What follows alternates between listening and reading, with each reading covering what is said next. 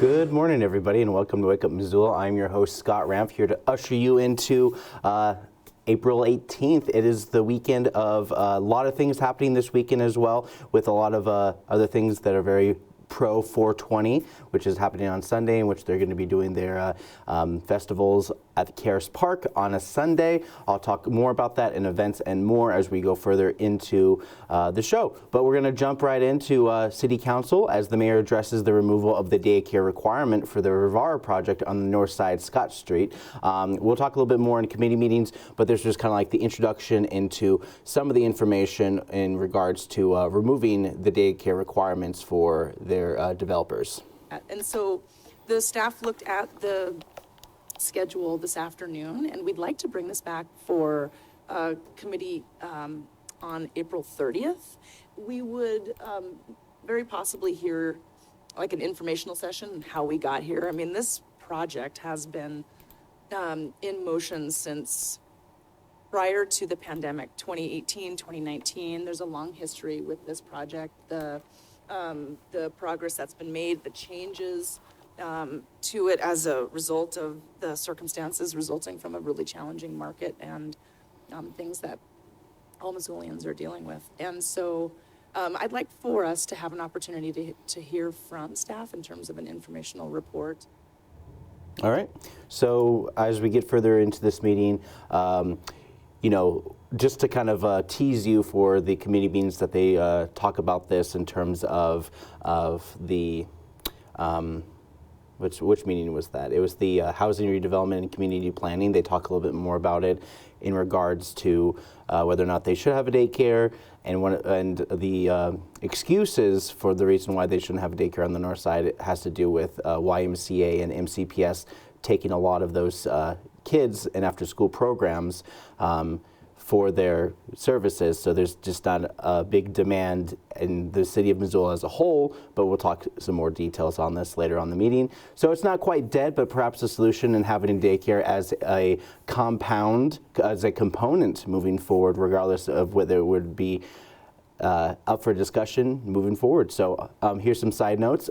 The All Nations Health Center gave a presentation on their services with the youth programs and to support activism and public speaking while addressing the many needs in their community that are more affected by community issues that span from suicide awareness to overall mental health. So Dana Kingfisher, All Nations Health Center, gave her speech and gave a little bit of information on this as well. So All Nations is committed to promoting sustainable, healthy lives for our Native people and the surrounding community through culturally based holistic care. Our YELL program is what we call it, reflects a youth-led action research model, and this curriculum helps to promote participatory behaviors, social political awareness, critical thinking, problem solving, and public speaking. So we started in October, and now we've culminated to educate decision makers. This is our Native Youth Council, and we kind of have youth council members kind of come in and out throughout the year. We use Robert's Rules of Order to conduct our meetings and meet the first Wednesday of every month. All right. And this particular meeting was an hour long, and so it's pretty much abridged. And so far, we're going to jump into the legislature as Jessica Miller with Central Services talks about the legislative update for the city of Missoula.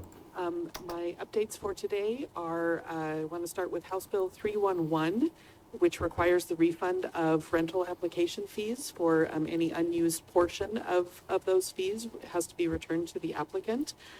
That has passed its second reading today in the second house, and I believe that is a concur motion. I don't think that there are additional amendments that need to be resolved, so it's likely that one is actually heading to the governor's desk.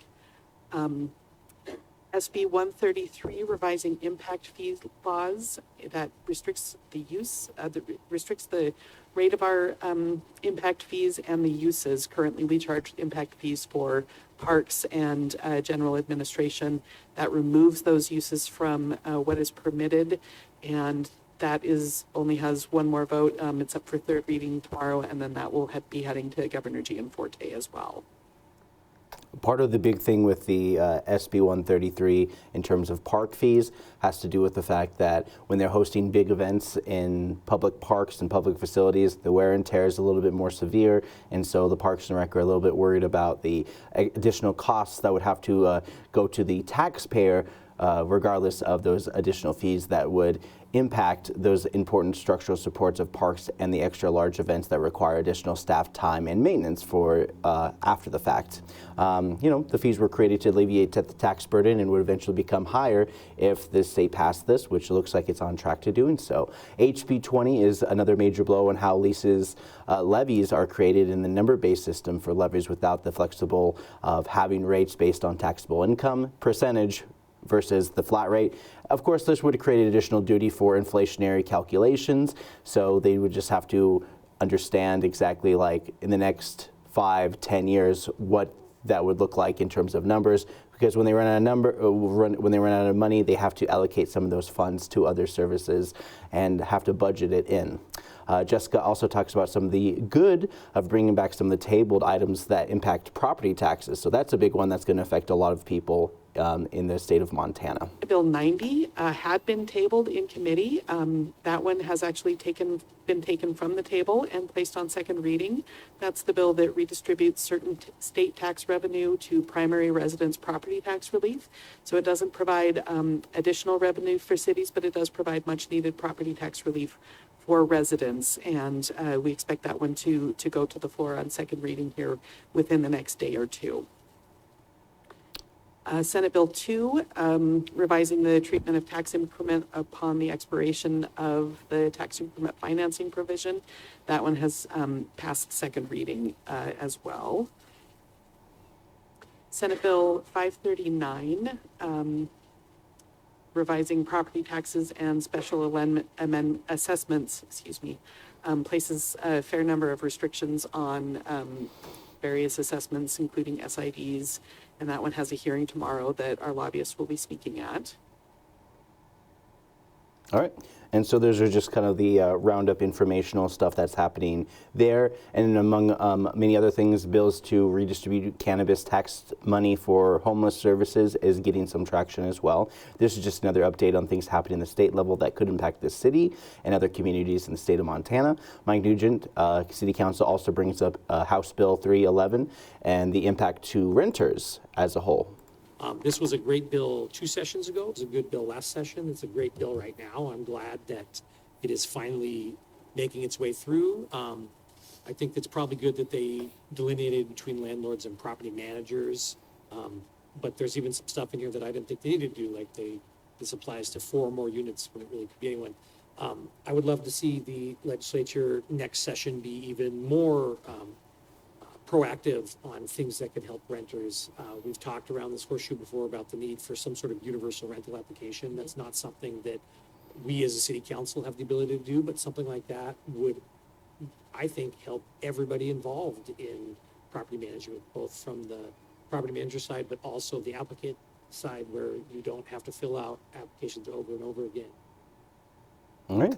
So there's some of the things in regards to essentially alleviating some of those burdens for application fees, just to get it alleviated after the fact. And part of this has to do with the fact that when you put a fee in for application for a rental, if you don't get that rental, you should be entitled for that money to return. So up next, we have some comedians for y'all. Land Use and Planning talks about the city plans for Flynn Lane annexation and more in that particular area. The most important thing is the development agreement in that particular area, where they're looking to get 55 and older housing for up to 200 people, with a bunch of other bells and whistles thrown in there as well, which I'll get into. But without further ado, here is Dave DeGrandpre with City Permits talks about the annexation and some of the property in the particular area.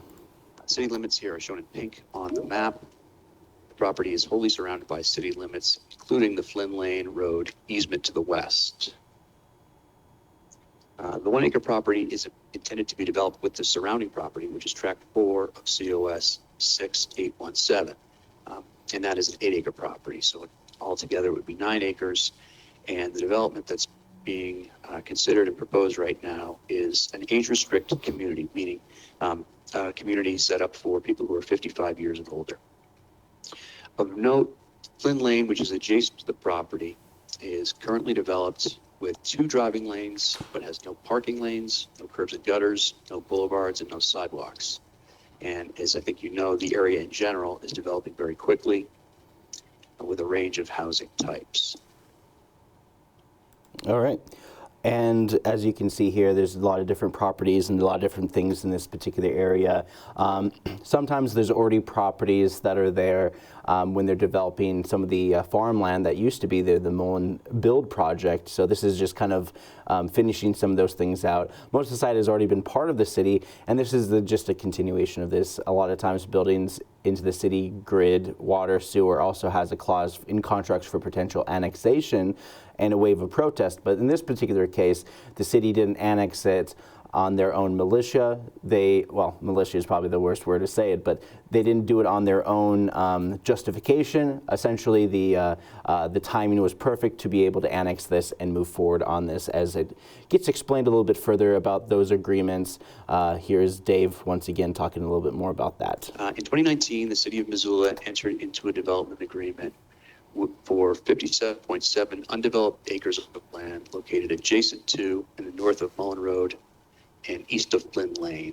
Here on the map, Mullen Road is located on the left, Flynn is located to the top, and you can see track 1 of certificate of survey 5023. That's the annexation parcel that I was just talking about. That was not included in the development agreement at the time. And City Council's approval of this development agreement coincided with both the growth policy amendments that allowed for a greater mixture of land uses, as well as a zoning amendment. The zoning was Hellgate Special District, and under the development agreement, concurrent with the development agreement, I should say, B21 community business was applied to the 57.7 acres. All right, and so part of that is that because they're going to have a lot of development on this particular site, they also want to open up to have amenities so they can actually have more additional things to be added to it. The developer also has been able to donate over $100,000 worth of affordable housing in hopes to use the zoning to help leverage those needs of the community, which often creates infill by leveraging those zoning requests. So they essentially wanted to donate some money to see if they could get some zoning requests in there. So much like how R10 becomes RT10, which, you know, rather than the detached house with lots becomes more townhouse with attached duplexes and such like that. Just a simple changing of rezoning just to allow for those kind of things. And you know, this is a major project that they have the 55 and older living with plenty of activity spaces and commercial businesses for encouraging walking distance businesses rather than having to rely on cars so much. There's always been the case in major development of the 57 plus acres in the Mullen area. Andrew Bernard, the GC manager with the developer out of Spokane, spoke about these plans further and exactly what they kind of want to build in this area. We build 2 projects, 2 typical products. One is a affordable garden-style apartment, and the other is this affinity project, which is an age-restricted, independent senior living project. So these projects, they don't provide the same services as a care facility. There's not a commercial kitchen, there's not medical care, but it does provide quite a few amenities. There's a bistro, a movie theater, an indoor pool, workout room, pickleball, dog park, community gardens. This one will also have a bocce ball court and a walking trail. So we've built about 32 of these, I believe, either have built or are currently building. Washington, Idaho, Colorado, Minnesota. We have one in Billings here in Montana. So we've done quite a few of these. And we will be involved after it's complete. We'll be doing the property management for the foreseeable future. All right, and so developer, property manager, man of many hats. After they build it, they'll manage it and continue the outreach for anyone interested in any other of their projects. These will be rental properties, and so far this section is wrapping up the rest of the area per request from the owner of the lot without the city imposing this annexation and development agreement. So as we move forward, housing redevelopment and community planning, talk about that daycare requirement on the Rivara project on the north side. This has basically become the hot ticket item in the news for the last 2 weeks or so, and John Adams, strategic project administrator, talks about the Rivara project developer's request on this particular site. And so here's yet another one us showing the rendering of what they hope to kind of show for all the work they've put into this. So here is a diagram of their plans with an explanation of their daycare facility removal request. The struggle for so many families in Missoula, and in part because it was something that people in the neighborhood requested. The city's long had an interest in having a daycare facility as part of the market rate development at Scott Street. That dates back to our 2021 letter of intent that the city and Rivara signed, and then was affirmed in the 2024 purchase and sale agreement between the city and Rivara. And Rivara made a good faith effort to realize a daycare facility on the site. They worked with a respected local provider to understand appropriate size and design elements and had a plan for a daycare facility on the site. But the daycare environment changed quite a bit in the last 18 months, with a substantial number of school-aged kids shifting to after-school care through Missoula County Public Schools. And as a result, last fall, the provider that Rivara had been working with advised Rivara that they had gone from a wait list at their existing facility to surplus capacity at their existing facility, and they couldn't reasonably pursue building a new space. All right, and so the justification essentially means that if they build it, they're not sure if people will actually come to use it. And there was reasoning, and it doesn't quite excuse the fact that availability doesn't always dictate the convenience of having a daycare nearby. Heck, Head Start School is one of those outside of the MCPS where the developer claims is picking up day after school care of the children in question. Kia Holsteiner, the partner with Good Works Development, sorry, I butchered your last name, talks about the 3,000 square feet of that particular commercial space that they're adjusting for this particular case. So here he is. The scope of the project still contains 30,000 square feet of commercial space. And in that, we do not intend to directly operate any of those businesses. We are searching to find business operators who are looking to lease commercial space from the project.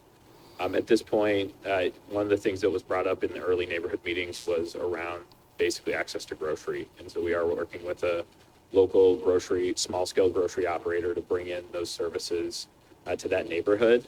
It is small scale. It's not. We won't see a fresh market scale type facility out there. There's not enough space for that, but something that means that they don't have to go across the bridge to access those things. Additionally, that neighborhood in general, unless you're over on Orange Street, there are no additional services. And so the intent is to identify both food and beverage operators to create necessary third space for people to go where they don't have to go across the bridge to access those things. All right, so that was the big justification, is essentially this whole new Rivara project is essentially going to be a major commercial injection of businesses in the Northside area particularly. And if you look at the north side, if you've been to the north side, there aren't too many businesses in the greater north side area as opposed to as you get closer to the downtown area, especially just on the other side of the tracks directly compared to more in neighborhood. Scott Street is just one of those big projects that they've been working on for quite some time. It's private partner, nonprofit partnerships trying to make things work for affordable housing while also having market rate housing kind of encompassing the outsides of the particular area just off of Scott Street. And, there was a presentation I showed some of the video. It's also available on MCAT's YouTube page. It's essentially just the walkthrough of the Rivara project and talking about some of the things with that as well. And, part of the reasoning, with the whole daycare thing is that, it's not one of those things that you really necessarily need but at the same time, it's not like the worst idea to at least have a component to allow for that turnkey to be able to develop a daycare facility at some point moving forward. And Bob Campbell, City Council, wasn't necessarily happy about the removal of this just because you know, he was very skeptical of the project from the very beginning. So here's Bob Campbell talking about some of his voting history and his dissent on this particular tabling of the daycare facility, essentially. You know, the free market doesn't support daycare, and so be it. But I'm nonetheless quite frustrated because, I mean, daycare up there was touted as one of the things that would be a benefit, particularly in the Northside neighborhood up there.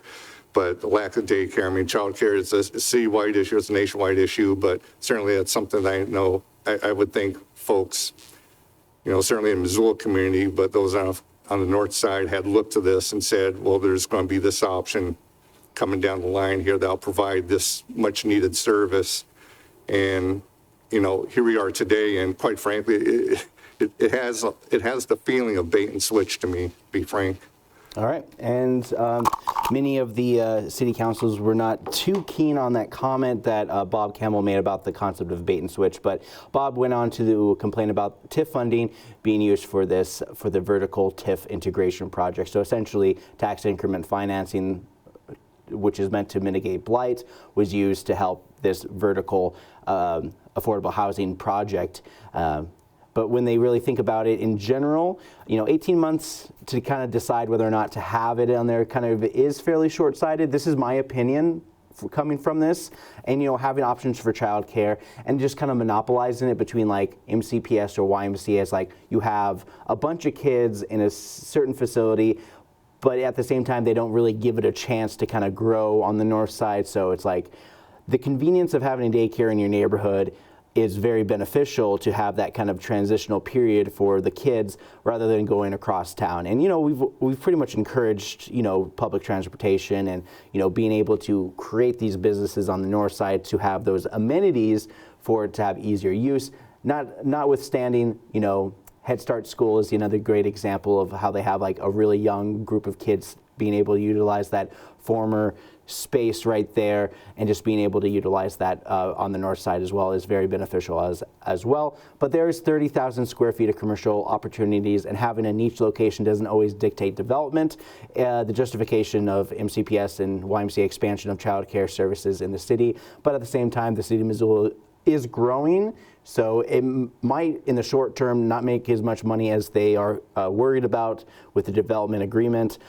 But in the long term, it could be beneficial later down the line. But then again, it's all working on the concept of what if, and they made the decision based on 18 months of just data collection and interest. But, you know, this completes my City Council report. If you're interested, you can always go to the City of Missoula's website, ci.missoula.mt.us. I'm going to bring it up for you as well. And I'm also going to bring up Engage Missoula, where you can find out more information. Then again, here it is, the official website for the City of Missoula. Meetings, more announcements. They're talking about all sorts of things. You know, they're doing street sweepers. One of their big things that they move forward with is that they created new signs, green, to segment and take care of some of those things, and some of those information is street sweeping season stretches from April 1st through November. Weather permitting, this year they're trying something new to increase efficiency and get streets cleaner.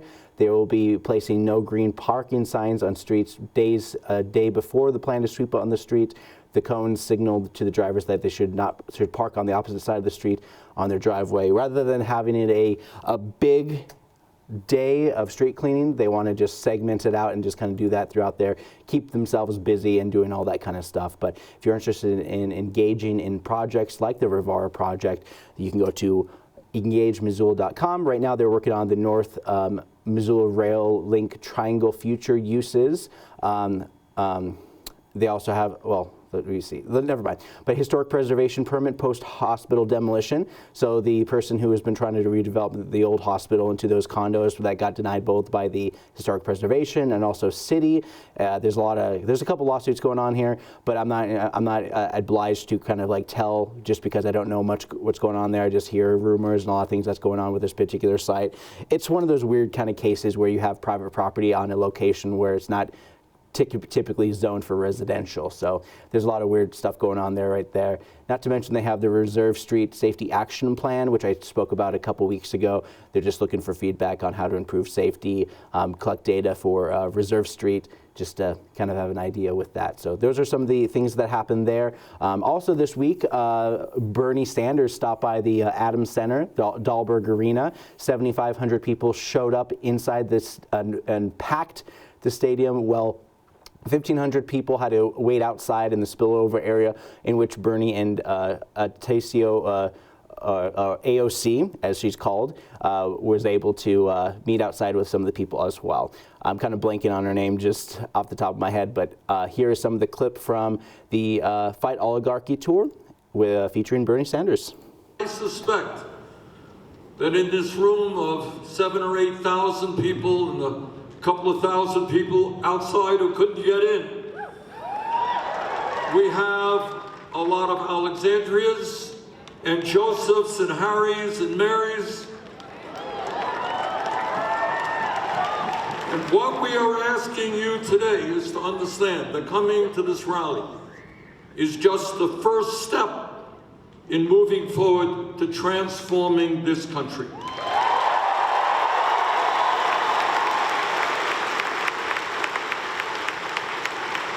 Donald Trump has taken us into an unprecedented moment in modern American history, and we have got to respond in an unprecedented way.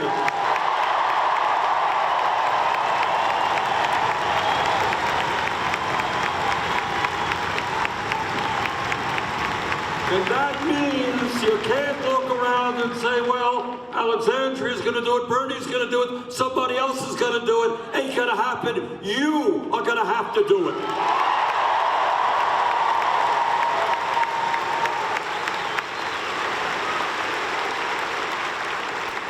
All right, so there's a little taste of Bernie. You can watch the whole entire thing. It's all over the place.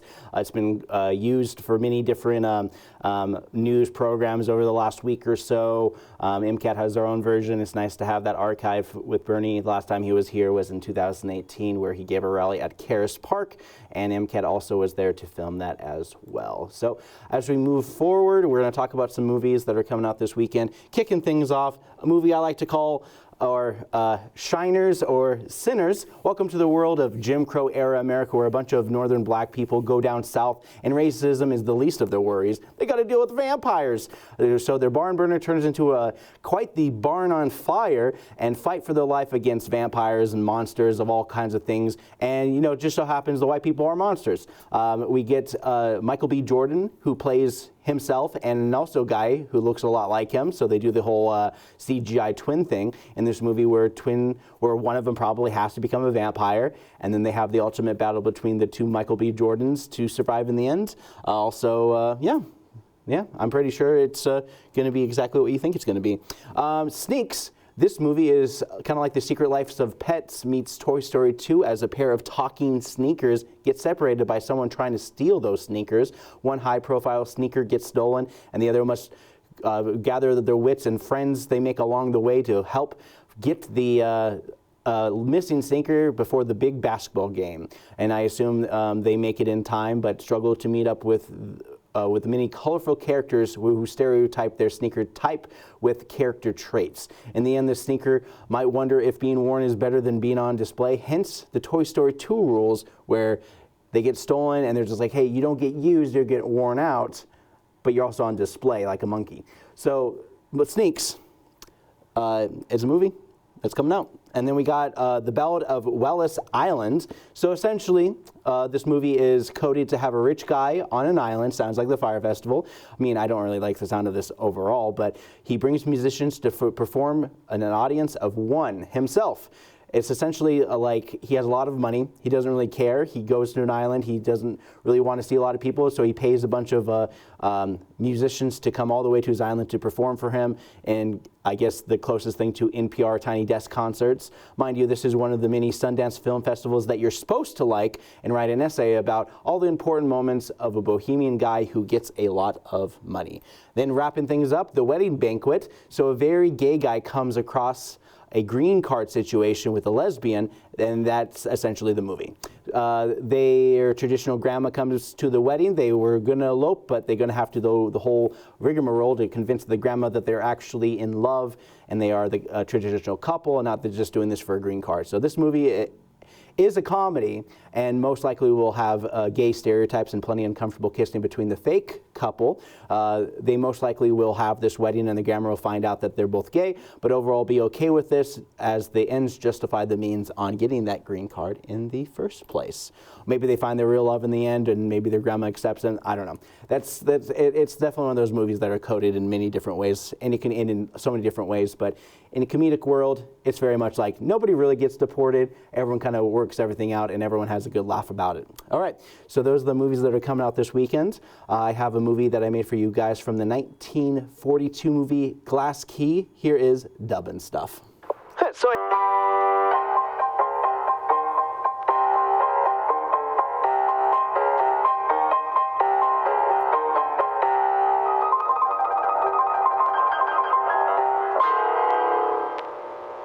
Hey guys, welcome back. Let's talk about some events that are happening in and around the city of Missoula. It is both 420, but also the International Wildlife Film Festival this weekend. And I also want to announce that Historic Museum at Fort Missoula is featuring their brick and mortar museum, a city in the making, one brick at a time. So this is old businesses, all the things that the staples that kind of built Missoula from way back when. And this is going to be on display through January 2027. The Heath Gallery is full of awesome artifacts from Missoula's favorite small businesses. Visit the museum and explore the places we shopped, worked, and played. Exhibit brought you by Daily Meats, Missoula Office City, Montana Public Radio, Glacier Wreath, Wealth Management, mind you, Rock Communities, and Art and Image. So these are staples of Missoula that are being featured at Historic Museum at Fort Missoula, and it's called their Brick and Mortar Missoula. So you get to check all that out, and it kicks off at noon today for the public. So I got a sneak peek the other night when they had their annual gathering for partners, and I'm on the Friends board, and so they were kind of showing off some of those things and some of the things that they're moving forward with. A lot of things that are happening within the Fort Missoula facilities with the alien detention center that they're going to be building, and they've got a lot of things funded, a lot of things moving forward, a lot of good news moving forward with the Fort Missoula, a lot of new exhibits that are going to be popping up by basically summer start. So we have a lot to look forward to going on to this summer for a bunch of those summer camp and field trips for a lot of organizations. And as we're talking about other things happening as well, it's also going to be Easter Sunday with Holy Week and Easter celebrations at Holy Spirit Church. Good Friday celebrated at noon today. There's also going to be a rummage sale at the Outdoorsman Church. This is off Pulp Mill Road. This is a rummage sale. This is going on from 1 to 7 p.m. and Saturday from 8 a.m. to 3 p.m. Tons of stuff to look through. Everything is going to the cheap, so come on out. Also, when it comes to a lot of those churches, the rummage sales, those are great for finding kid clothes as well, kid shoes and stuff like that. So those are great locations for those. Fused mosaic tiles at the Lifelong Learning Center starting tonight at 5:30 p.m. Unleash your creativity on the beginning fused glass mosaic class. Learn how to transfer individual glass pieces into vibrant, unique works of art. This class covers essential skills such as glass cutting, design, composition, and fusing. Lifelong Learning Center is a great way for people to sign up for one class, one-stop shop to get certified in many different things. Continuing education, and it is honestly a good dipping your toe into the pool of education so you don't have to fully enroll into like a big school or anything like that. So Lifelong Learning Center, just one class at a time. Also, the library hosts a bunch of events that are here in the Missoula Public Library, including Tiny Tales, which is at 10:30 a.m. We also have Yarns and Watercolor at noon, which is at the 4th floor of the Missoula Public Library. Last week we had the Project Community Connect, which I'll have a clip for you guys after I'm done with my events report. But we also, here are some of the live music stuff and other things that are happening in the downtown Missoula area and beyond. 10 Spoon Winery over up on Rattlesnake is going to be featuring music by Absent Wilson. We'll be playing some acoustic music there. Folk music, it is going to be at Highlander Beer featuring Strumingberg Vagabond live and solo at Highlander. And it's going to be at 6 p.m. Then we also have Fact and Fiction is doing a book reading featuring new poetry with Joe Wilkins and Corey Williamson at 7 p.m. tonight. Grateful Dance, Sacred Alley is going to boogie on Down with the Dead, where music is alive, the vibe and are high, and the grooves never stop. Grateful Dance is more than just party chances to come together as a community, reflect on the Grateful Dead means to each of us, and groove the handpicked sets of classic tunes. At Sacred Alley at 7 p.m. John Floritis is going to be at the Old Post at 7 p.m. tonight. Karaoke at the Jack Saloon at 7 p.m. Wilma is going to be having some rock music featuring the Backseat Lovers at the Wilma at 7 p.m. tonight. 3 Dog Mike and 1 Cat Angie is going to be playing at Cranky Sam Public House at playing some acoustic music at 7:30 p.m. Hades Town, the musical, teen edition, Hellgate High School Auditorium. So the Hellgate High School kids are going to be wrapping up their performance season with their big show, performed entirely of students and featuring live band. Come to the Hades Town where the songs can change your fate. Winner of 8 2019 Tony Awards, including Best Musical and the 2020 Grammy Award for Best Musical Theater Album. This acclaimed new short show from celebrated singer-songwriter Aeneas Michael is a love story for today and always. So it's essentially young dreamers Orpheus, Eurydice, and that of King Hades and his wife Persephone. Sorry about that. I'm totally butchering most of those names for sure. But here's another play that's happening this weekend and well until the end of the month. This is This It? A brand new evening length concert choreographed by Bear Bait Dance director Joy French, together with Bear Bait Dance Company, and includes special guest performers. It tackles French's own mortality and the fantasies of memories while shouting with a small existential voice into the universe, "Hello, is this it?" Question mark. And so those are going to be performing this weekend and more as we go until the end of the month. Also, Joan Zen Band is going to be playing at the Union Club tonight at 9 p.m. And to wrap up your Friday night, AJ Lee and Blue Summit is going to be playing some bluegrass music at the Top Hat. Saturday, we have those markets and such. I'll tell you more about it as we get closer to May, where the outdoor summer markets in the downtown Missoula area are going to be kicking off pretty soon. But we got their winter market continuing on at Southgate Mall from 9 a.m. to 1 p.m. right next to Shields Outdoorsman business. So mask decoration for the Wild Walk Parade. If you are interested in going to the Wild Walk Parade that starts at 11 on Saturday, this is to kick off the International Wildlife Film Festival. The Missoula Public Library is hosting a drop-in costume decorating day starting at 10 a.m. The parade kicks off in the festival. You can go to wildlifefilms.org/wildwalk for more information. But also we have Introduction to Traditional Chinese Medicine hosted here at the Missoula Public Library. If you feel as though that Western medicine isn't cut out for you and you want to try something new, this is a 3-part series studying the origins, methods, and practice of acupuncture and massage and an introduction to traditional Chinese medicine. So learn about the east side of medicine rather than just the typical west side medicine that we've been grown up with. Earth Day, story time and experiments. So celebrate Earth Day with a very special story time on Saturday at 10:30 a.m. at the Missoula Public Library Imaginarium. Hear stories about water cycles, bees, gardening, and more. After story time, children will be invited to explore hands-on activity stations at Spectrum Discovery Center that pair with each story, allowing them to engage in science concepts in a fun and interactive way. And then also we have the Wildlife Parade with various organizations from Jeanette Rankin Peace Center and First Interstate Bank parking lot, with the Frog Squire Choir at 10:45 at the First Interstate Bank at 10:45, and then officially at Higgins Avenue, the downtown will be closed. Higgins Avenue will be closed for the Wild Walk Parade that goes from 11 a.m. and they're going to be walking from downtown Higgins to the Roxy Theater where it'll be housed. And while everyone's doing all that kind of stuff, if you don't want to deal with all the hullabaloo with the Wildlife International Film Festival, Fix a Clinic at Home Resource. It's a great opportunity for people who want to learn how to fix their own stuff. mend and sew and all that kind of stuff at the home resource. And they do this every once in a while at 11 a.m. this Saturday at the home resource Fix-It Clinic. We also have a very special free snowboard and ski jam at the Lolo Pass. This is called a Blimp Jam. This is the best hand-built hike park in Montana. A Lolo Pass across the highway from the visitor centers. We'll be bumping tunes by DJ Coach Shane and shredding with Jib Park. They'll have a ton of sponsors and a ton of swag to give out. Bacon and Egg Band will be playing on the snow at 2:30 p.m. After the jam, they have a large festival-sized stage at Lolo Hot Springs featuring ground. Then they'll also have bluegrass bands to open at 4:30 p.m. 4 local DJs starting at 5:30 p.m. with 2 local visual artists to guide us through the night. Missoula Public Library, we're going back to here. They're doing a sensory story time. So if you have a kid who's a little bit sensitive to sounds and have a hard time with sensory overload, Missoula Public Library is doing a special sensory story time at 11:30 a.m. at the Missoula Public Library.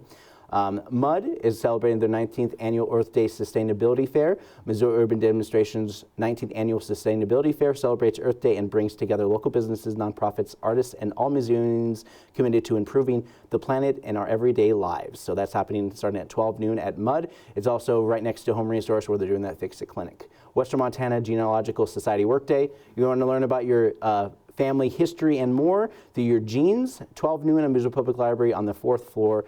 They do this every once a month. I believe it's the 3rd Saturday of the month, and it's going to be on the 4th floor at noon. Spring Carnival at Revive Church. This is the fun-filled Saturday event to bring the whole family and some friends to enjoy some games, treats, hot dogs, and entertainments, and it's going to be at Revive Church. It's their Spring Carnival. MCAT Saturday drop-ins every Saturday at 1 p.m. and go to about 3 p.m. Kids can do some stop animation, video editing, and more here at MCAT. This is a production thing that we provide for the children. Live music, The Jive is going to be playing jazz music at the Troth. Troth has been amping things up and having some live music at their restaurant. Live music with John Floridas at 10 Spoon Winery. He usually likes to try to hit a bunch of places in Missoula, maximize his time in performing. So he's going to be at 10 Spoon Winery at 6 p.m. on Saturday. He plays miscellaneous acoustic music, usually has a trio, and he's going to be featured in one of the episodes of Songs from the Mountain and Valleys, Dylan Albin's a show that he airs on MCAT. We're 14 episodes in, and it is all available on the YouTube channel for Songs from the Mountain and Valleys. Missoula Folklore Society is doing concert dance at the Elks Lodge Ballroom at 8 p.m. Deja Vu is playing some jazz music at Stave and Hoop. Karaoke at Westside Lanes and Fun Center at 9 p.m. Mudside Charlie at Union Club at 9 p.m. And then DJ Chris Moon to wrap up your Saturday at the Badlander. And then, of course, on Sunday, it's the 420 block party at Karis Park, also part of Easter Sunday. You have the tie-dye. You also have a tie-dye at DraftWorks at 2 p.m. Also, overall, the weekend is going to be filled with International Wildlife Film Festival stuff. And if you're interested, you can go to wildlifefilms.org. And essentially, this is going to go on from Saturday through Thursday, the 24th. And if we look at the calendar, you can see all these great movies that are coming out. The Parade, Wildlife Film Fest, short block starting at 2 p.m., 2:15.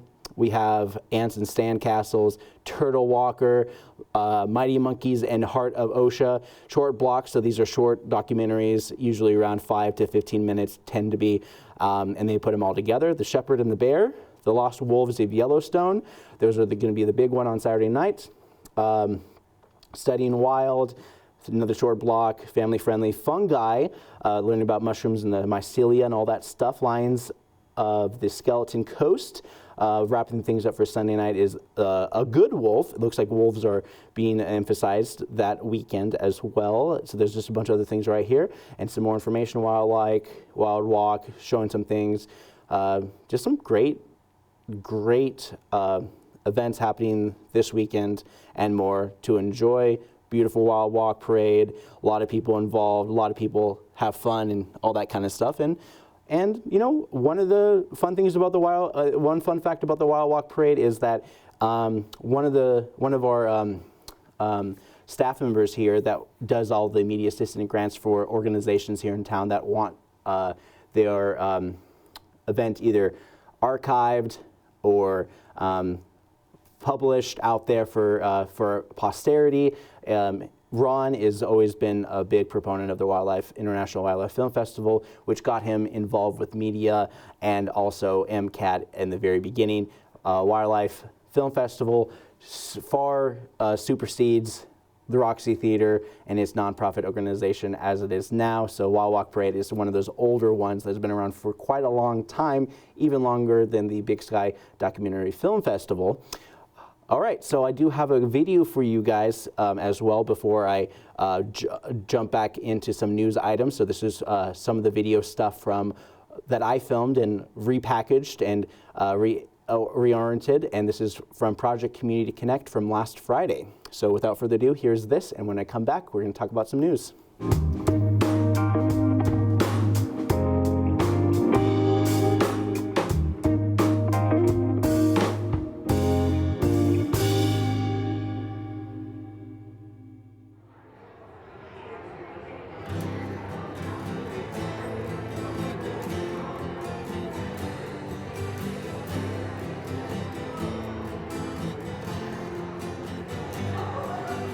Today, while the blossoms still cling to the vine, I'll taste your strawberries, I'll drink your sweet wine.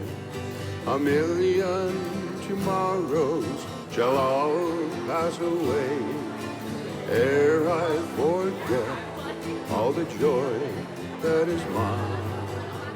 Coming together to support our community really uplifts everyone in the community, whether it's the providers being here and offering their services for free, volunteers volunteering their time to support the event, folks showing up to receive services.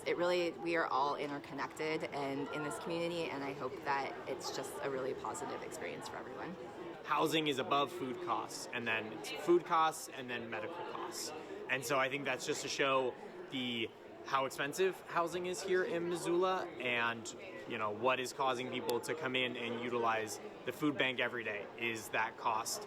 It's a hard situation to navigate, I think, and so I don't know if there's necessarily a great answer to how we can help with that, but in our organization specifically, we just want to love our neighbors. We want to love the people around us the best we can, and support them in the best capacity that we can. They're welcome to come to our drop-in center and just have a safe place to be. We have snacks and computers available to just kind of help folks move forward. We really want to see folks moving forward in their life and just kind of provide opportunities where people might be stuck to kind of get out of that. People can get free services that they normally cannot get for free, which is incredible. Dental services, lunch, pet vaccinations, birth certificates, IDs, all very accessible and free, and we have a great group of employees and staff for this event. We have an independent living specialist here who's fielding questions and providing resources for folks that have questions about things like Social Security and housing are the two main things. And also work we do referrals to vocational rehab and anything that folks need. So the benefits are that this is really, the idea is to kind of bring everything together in one space, limiting the logistical barriers that people face in having to visit multiple agencies at one time. So having everything here means that people can actually access services in one day that would ordinarily take them weeks or even months to access. And for folks that are interested in housing or have housing needs, we have multiple service providers here today that can help folks navigate those systems, get them signed up in the coordinated entry system, get them some housing resources. This situation, I think it's just a great way to see how well Missoula loves this community. We love our neighbors. I think everybody here is wanting to really just express that and offer the resources that we have to just help folks to move forward and provide those resources that they might not know exists here in Missoula. And so that's my hope for this project that's happening today, that folks can see some different things that are happening that can help them move forward in their life. I just know that poverty is systemic and that people are facing a lot of different things all at once, and there's just a lot more going on in people's lives all these folks are here providing services for free to folks that otherwise would have to go all around town to find us individually. And so we centralize it precisely because we want to make things easier and more accessible. I think that Missoula and Missoulians do a great job of coming together and supporting their community, which is witnessed in an event like this where it's a community supporting the community. It takes a whole village to do that. I think that Missoula is in a place of reckoning, maybe, where, with the rising cost of housing and maybe the wage stagnation, we need to take a look at the resources and how we offer them to folks and continue to be creative and inventive and to kind of take the lead on how we help our citizens. I'll taste your strawberries, I'll drink your sweet wine. A million tomorrows shall all pass away, ere I forget all the joy that is mine today. I can't be contented with yesterday's glories. I can't live on promises, winter to spring. Today is my moment, and now is my story. I'll laugh and I'll cry and I'll sing. All right, we are back. Let's talk about some things that are happening just kind of in the news lately, and we're going to talk some follow-ups to what the Montana Legislature is talking about, a little bit more about that. But MCPS is asking for more money out in this upcoming levy to support continuing services and safety levy for the high schools. The Operation and Safety Levy comes after a year where the school is able to pass many of the resolutions to increase funds to help staff stave off elimination of the Fine Arts Director position last year. This one is also geared to the state budget limit, and other district budgets did not grow as a result of an increased population of local property tax values. General fund levies provide funding for school districts' normal operating expenses, including series of 3 infographic, including people, book, and outline of school buildings. And so many of the money that's going to go towards this is going to be staffing, programs, utility, insurance, supplies, curriculum, instructional materials. The boarding approved essentially on this operational levy of $384,947, a high school operation levy of $164,315, and essentially they expect you to pay anywhere between $867 to $1,734 annually if passed per property taxes. So that's essentially the annual thing. So oh, sorry, I'm just starting to cough now. The Safety and Security Levy relieves the operating fund of this obligation, freeing more general fund dollars to be used on educational expenses. The levy will raise a total approximately $1 million to make school commute safer through investments in a series of 3 infographics, including interventionists, school resource officer, safety training, and curriculum for staff and students. Excuse me. System maintenance and upgrades, secure entries and doors, camera and intercom services, visitor management systems. The safety levies, geez, I'm so sorry. What a way to end the show, just having a coughing fit. So essentially, with the expect to pay, this one is roughly $12 to $24 annually on top of your property tax bill. So other than that, Bernie Sanders, as I showed you, was in Missoula last week and spoke at the Adams Center. Our own Dylan Albans recorded this event, which saw over 7,500 fill the arena with 1,500 spillover outside the building, where AOC and Bernie Sanders also spoke to the people. This is part of the Fight Oligarchy tool to keep on message about the current administration, which is cutting federal government employees and reducing government by way of chainsaw, as the metaphor by Elon Musk. These sudden changes have impacted communities around the nation with town hall meetings, and their constituents who are in some of the meetings have protested, kicked out, and even dismissed non-Trump rhetoric with Another hands-off rally is slated for Saturday in Helena to highlight the students whose visas were revoked by the current administration. This also harkens to the fact that the internet is being vetted for pro-Palestine posts